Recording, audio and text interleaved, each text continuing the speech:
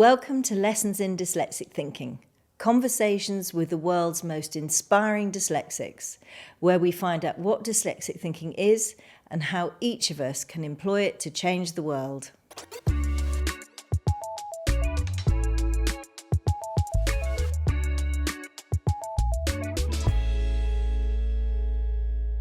Today I'm joined by Rob Law, the entrepreneur and founder of Trunki, the ride-on suitcase that revolutionised how kids travel.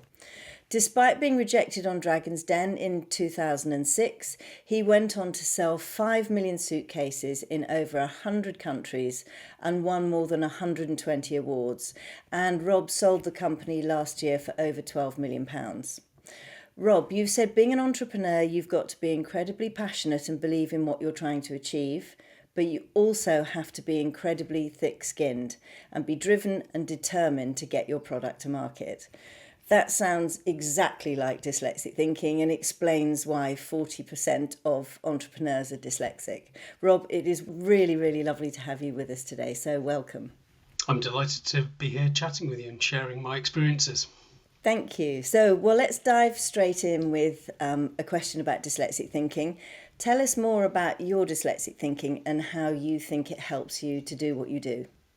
I guess for me, it's really closely tied to my creativity and problem-solving skills, which actually found a really natural home in product design, and then later seemed to be really transferable for business, because businesses, you're constantly solving problems and trying to think differently and approach things in a different way. And I'm actually still surprised today when I make suggestions in business meetings that people just have never even considered that as an option.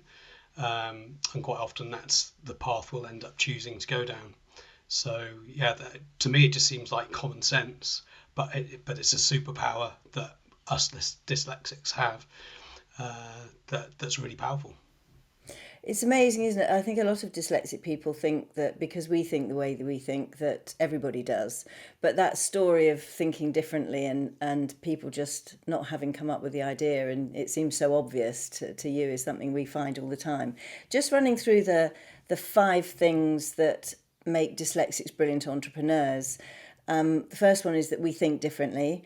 The second one is that we see the big picture and keep it simple. Third one is dyslexics are great at explaining things and storytelling, so we're very good at selling our ideas once we have them. Dyslexics are very passionate and curious. We love to find different ways of doing things. And also dyslexics are people, so it's building those teams. I think with Trunki, you've clearly done all of those things, and I know we'll go on to talk about your other inventions, because I think the clock thing that you're doing is really, really fascinating. Obviously, there's a design element to what you do as well, and often that's a very dyslexic thinking thing. Is that something that you find you use in everything you're doing in your entrepreneurial journey? As the business grew and I had my own design team, I was spending a lot less time designing and actually understanding the holistic aspects of all divisions of the business, not just the design, the marketing, the supply chain, the operations, the IP implications. I kind of really just enjoyed kind of having that bird's eye view over everything. And later ended up spending a lot of time on spreadsheets and dealing with numbers. The people skills, I think just being really humble and having a lot of humility has helped a lot. I was really interested in leadership. It was a problem to solve. How can I be a really good leader? So I went on quite a long journey learning about leadership.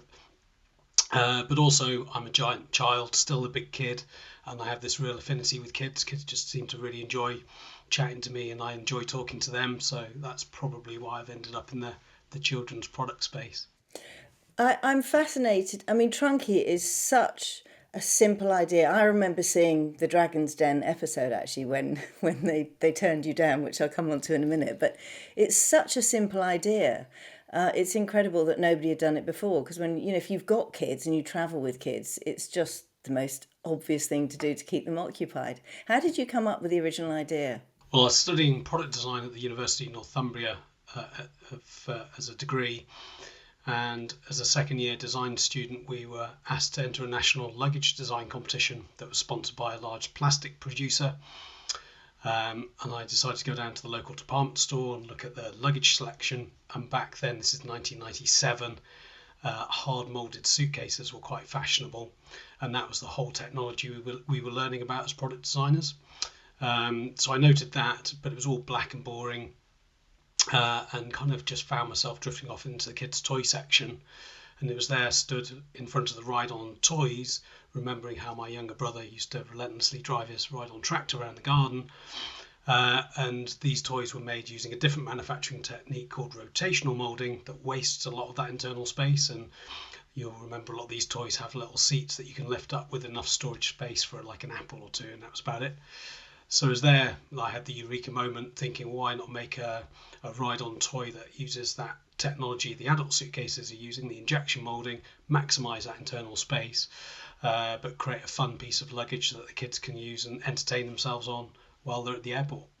Yeah, it's like I said, it's such a simple idea, but makes such a difference. I mean, almost everybody I know, my kids were a bit too old for them, but almost everybody I know who's got kids of that age bought one, so I can see why you sold so many. It's interesting, actually, the first concept I came up with that I launched didn't have any carry handles on the top. It was just a toe strap. And my research had shown that kids shouldn't carry heavy bags because it can damage their spine. But then I had so many customer emails saying, put some handles on it because I've got to carry it half the time. Yeah. The Trunki then ended up developing their carry handles on top. Let's talk about the famous Dragon's Den. I mean, I love Dragon's Den, but I do love it when they get it wrong, and I think yours must be one of the biggest examples of getting it wrong. I'd love to read what they actually said. So, the two comments that you had, the first one was the moment Theo broke the handle off it, the whole integrity of the quality of the product was compromised. I think you've done really well to get this far, but I just don't think there's a business opportunity here. It's always awful when prototypes break, but I mean, what an amazing quote, because you obviously went on to get things off the ground in a big way. But the other comment was, this type of product is not patentable. In 7 days, I could do a better job of this. I could have this in production by the end of next month. Your company is completely worthless. I'm out. So bearing in mind, you then went on to sell so many. It's obviously a fantastic success story, but they're pretty harsh comments. How did you take those comments and go on to make the success that you made? Also, what a lot of people don't realise was I towed Richard Farley around the studio, who is a short man, a bit like myself, but he's a lot bigger than a toddler. So the toe strap worked for that. And I was just really dumbfounded by the problem. I didn't see it as a problem. It was strong enough to pull an adult around the studio. I just couldn't understand what their problem was. Yes, you can easily make the toe hook stronger if that's required. That's such a simple thing to do. Exactly. That's a problem that can be solved. And Theo fiercely said back to me, I remember this really well, you shouldn't come on here with problems, even ones that can be solved. And I just thought, oh, that's just ridiculous. Life is full of problems. We're always iterating.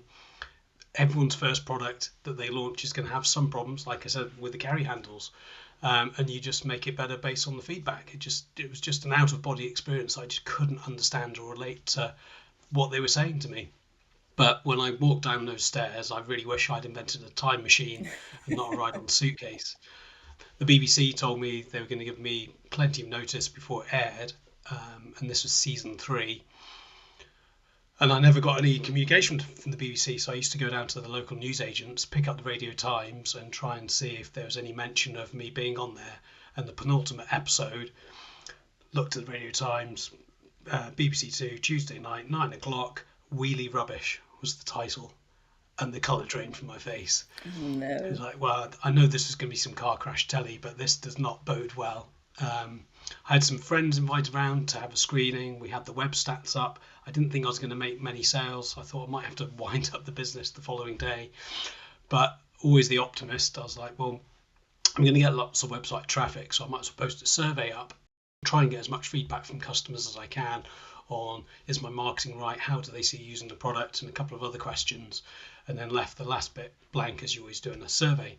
And that night, over 3,000 people filled out that last question with phenomenal words of support. I still get a bit choked up thinking about it now. I bet. And it was a massive turning point. You have to understand, before that, I had various challenges in my childhood just with dyslexia and my cystic fibrosis. But with the business, I'd approached luggage manufacturers who told me I'd invented a toy. I invented toy manufacturers who told me I'd invented luggage. None of the high street retailers wanted to take my meeting. I'd phone up the toy bar and they'd say, no, it's a piece of luggage, talk to the luggage buyer. The luggage buyer would say, no, go and talk to the apparel buyer, and no one would take the risk on Trunki. So I just had rejection after rejection after rejection. And eventually, and the investors rejected me, manufacturers, retailers, and eventually when it got in front of the customer, mainly mums, they saw the potential and it just really took off.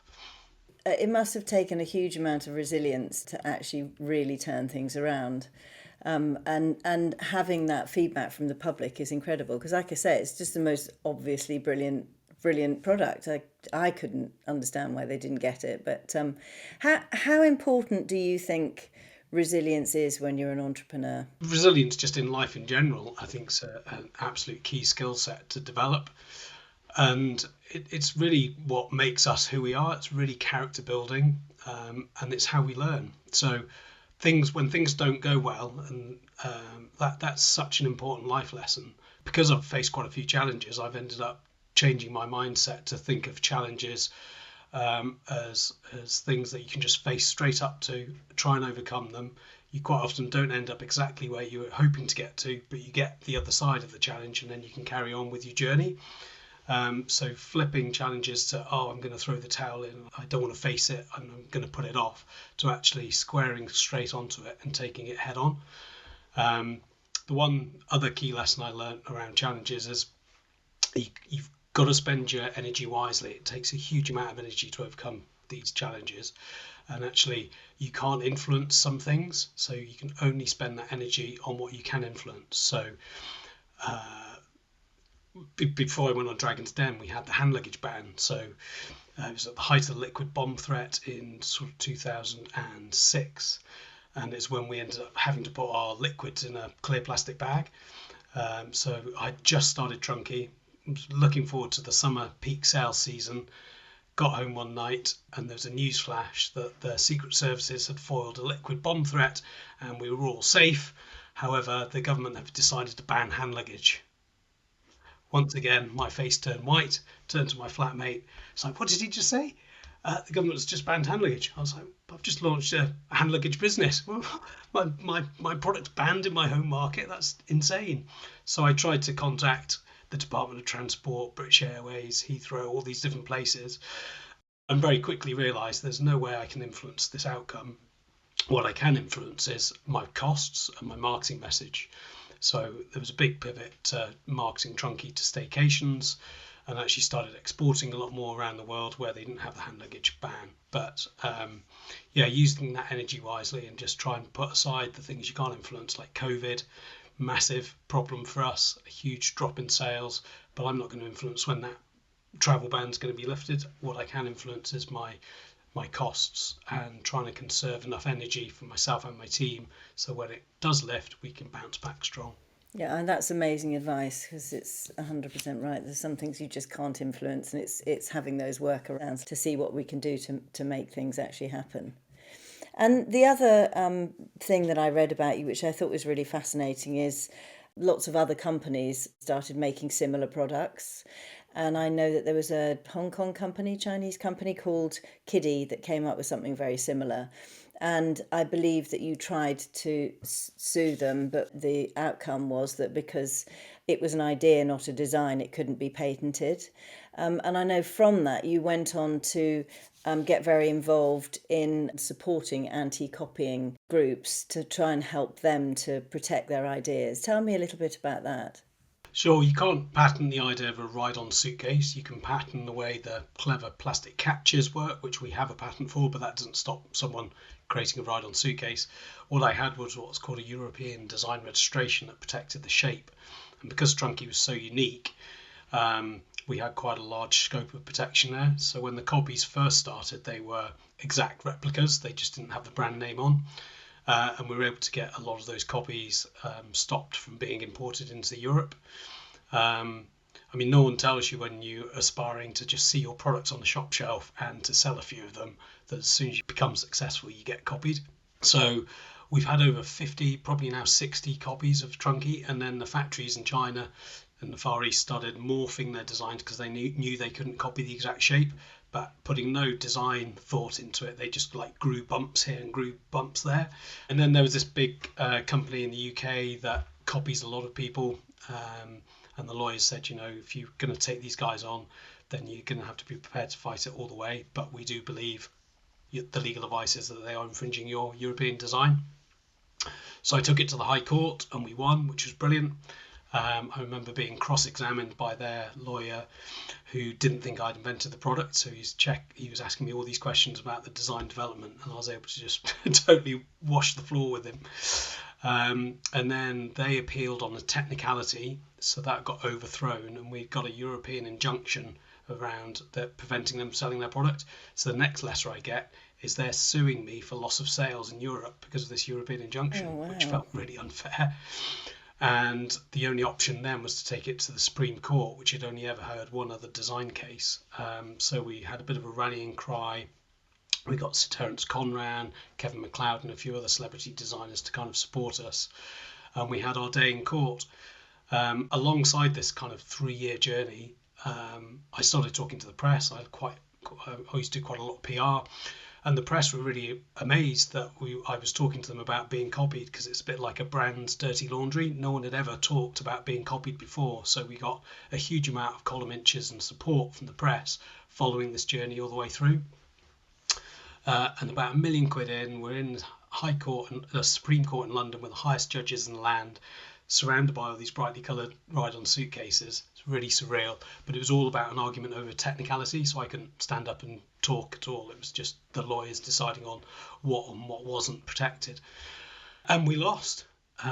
The next day, every single national newspaper carried a full colour picture of the Trunkies, our assets. Did amazing for our brand awareness. Again, sales were higher the following year than they've ever been in the UK. But I got to the end of the road and there was nowhere further I could take it. I've been to the highest court in the land. We couldn't take it to Europe. In hindsight now, kind of realised that the judges were probably all Brexiteers, and they kind of are champions of not having monopolies and having open competition, whereas in Europe you have a lot more design protection. But again, it was like, this is the end of the road. I could spend the rest of my life wallowing in sorrow and self-pity, or I could just shut that door, look forward and move forward and focus on other stuff. So that's the route I took. Well, fascinating. But I mean, obviously, once the publicity that you must have got out of that and the boost in sales is that there was some sort of upsize of all the stress that you must have gone through. I can imagine that must have been very, very stressful. There was a silver lining. Tell us about your new product, because this looks like, to me, like something that will be a dream for every parent, because helping kids to sleep properly sounds like a phenomenal thing to be doing.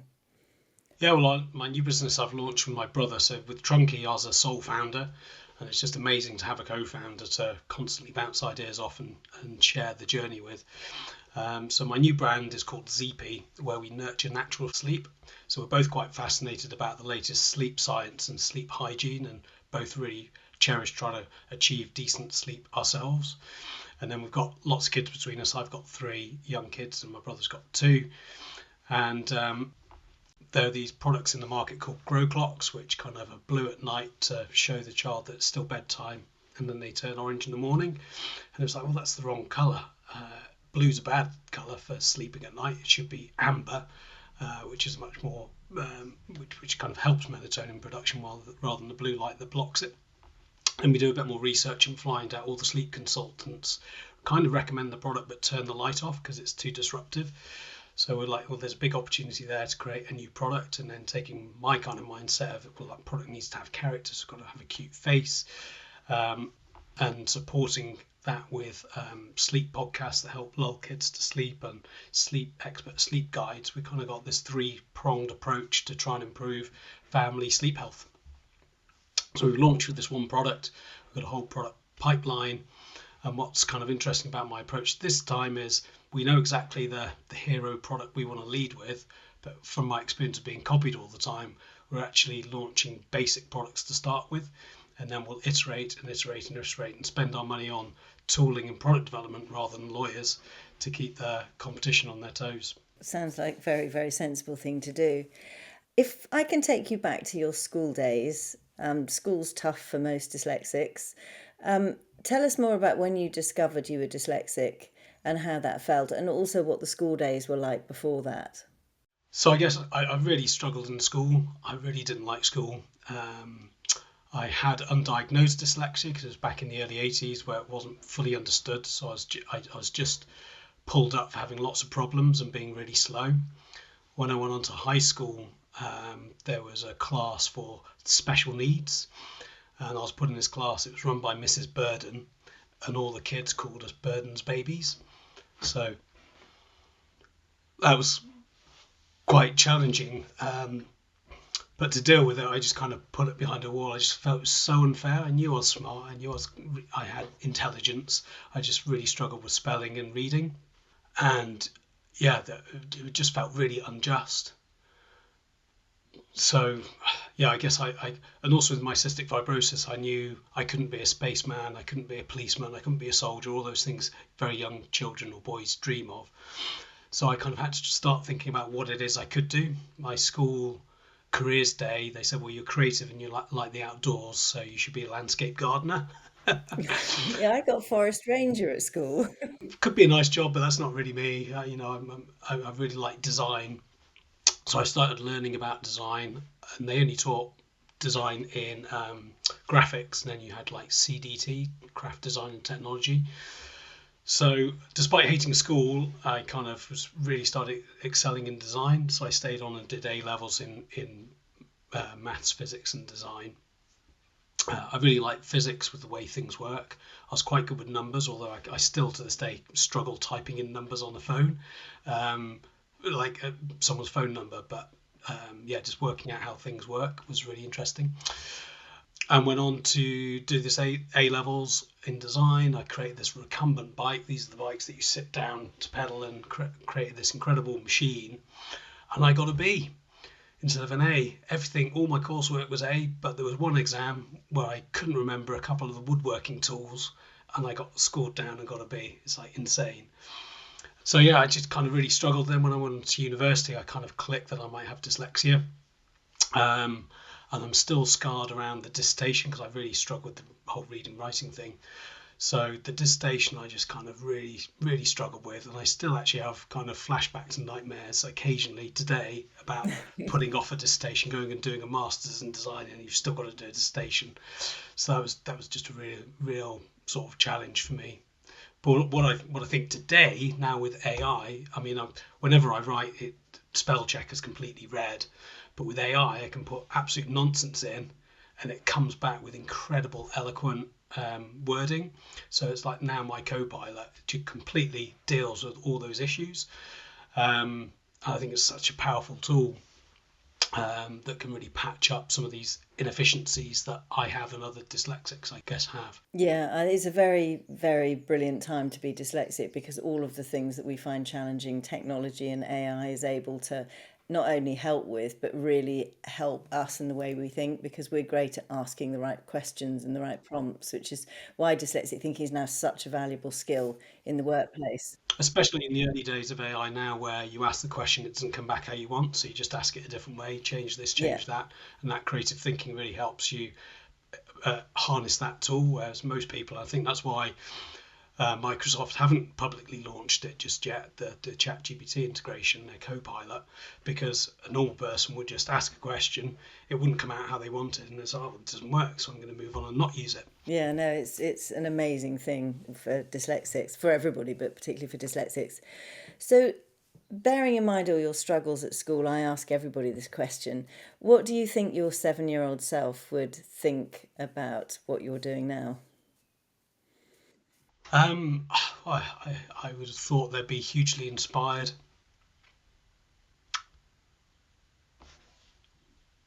That despite all the challenges and the bleak outlook based on kind of the feedback you were getting at 7 in school, that you can succeed, and there is a path to choose, and you will find a passion and be exceptionally good at it.